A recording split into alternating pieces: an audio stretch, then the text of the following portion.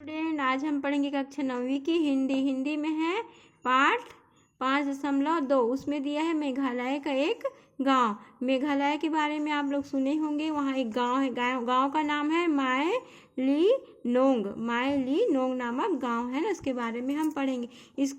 इसके बारे में कौन बता रही? अनीता सक्सेना नामक एक लेखिका है, साहित्यकार है, जो इस पाठ के बारे में हमें बता रही। वह इस गांव का क्या की है, ये इस गांव में जाकर जानकारी हासिल की है कि यहाँ के लोग कैसे, यहाँ के घर कैसे, यहाँ के लोग का रहन सहन क्या है। देखिए आगे पढ़ते हैं।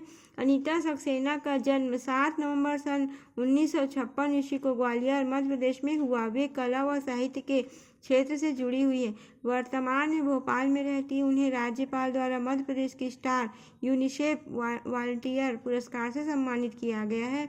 उन्होंने देश विदेश में कई जगहों की यात्राएं की हैं। उनके यात्रा वृत्त विभिन्न पत्र पत्रिकाओं में प्रकाशित होते रहते हैं। टेलीविजन और आकाशवाणी के कार्यक्रमों में कहानी कविता पठन के माध्यम से सक्रिय। देखो ये अनीता सक्सेना जो है, उसका जन्म कब हुआ था? 7 नवंबर 1956 ईस्वी में। कहाँ हुआ था? ग्वालियर के मध्य प्रदेश में। ठीक है। हाल ही में मुझे मेघालय जाने का मौका मिला। देखो वो बता रही है वो कहाँ गई। हाल ही में मुझे मेघालय जाने का मौका मिला। मेघालय यानी बादलों का घर। मेघालय मेघ से ही आपको समझ में आ रहा है, मेघ यानी बादल होता है ना, तो ये क्या है? बादलों का घर की राजधानी। इसकी राजधानी क्या है? शिलांग है। वहां पहुंचकर मुझे पता चला कि शिलांग से 75 किलोमीटर दूर घने जंगलों के बीच बसा है एशिया का सबसे साफ सुथरा गांव कहा जाने वाला मायलिनोंग, और मैंने वहां जाने का मन बना दिया। जब वो सुनी कि यहाँ पे बादलों का घर से घिरा हुआ एक गांव है जिसे मायलिनोंग कहते हैं, उसे वह जाने का मन बना लिया। हमारी यात्रा शुरू हुई। जल्द ही हम पहाड़ों के ऊपर थे। कहीं पहाड़ी झरने गिर रहे थे तो कहीं घने जंगल थे। मैंने देखा कि लोगों ने बांस को आधा काटकर उसकी नाली बना दी थी और इससे पहाड़ से तेज धार में गिरने वाले पानी को उसका सहारा मिल गया था। आसमान में रुई के फाहों जैसे बादल उड़ रहे थे। पहाड़ पर चढ़ते वक्त हमारी कार के कांच पर नन्ही नन्ही बूंदें दिखने लगी। मैंने कहा, अरे बारिश आ गई। गोविंद कार रोक कर बोला, नहीं मैडम जी, यहाँ बारिश नहीं बादल। आप बाहर निकल कर देखिए जरा। और सच में बाहर बिल्कुल बारिश न थी। कार के ऊपर से बूंद बूंद मिलकर पानी की धारा बहने लगी थी, लेकिन ऐसा बाहर हाथ फैलाओ तो कुछ हाथ नहीं आता था। अद्भुत नज़ारा था। चारों तरफ सफ़ेद बादलों का समंदर लहरा रहा था। जहाँ हम खड़े थे वहाँ से 10 मीटर की दूरी पर कुछ भी नजर नहीं आ रहा था।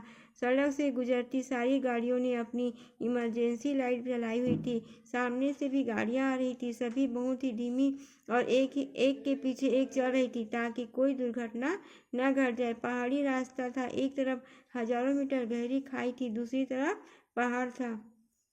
धुंध में रास्ता कुछ समझ नहीं आ रहा था। एक छोटी सी जगह पर गोविंद ने गाड़ी देखकर एक टैक्सी वाले से द्वारकी की रास्ता पूछा। देखो गोविंद कौन था? गाड़ी चला रहा था, उसका ड्राइवर था अनीता का, है ना। और जब वो जा रहे थे तो बादलों का रास्ता, मतलब बादल जो थे रास्ते भर पूरे घिर गए हुए थे और गाड़ी में उन लोग को रास्ता नजर नहीं आता। धुंध को आप लोग तो जानते होंगे, अभी ठंड के दिनों में आप सुबह सुबह उठोगे तो कोहरा छाया रहता है ना, जिसे हम धुंध कहते हैं।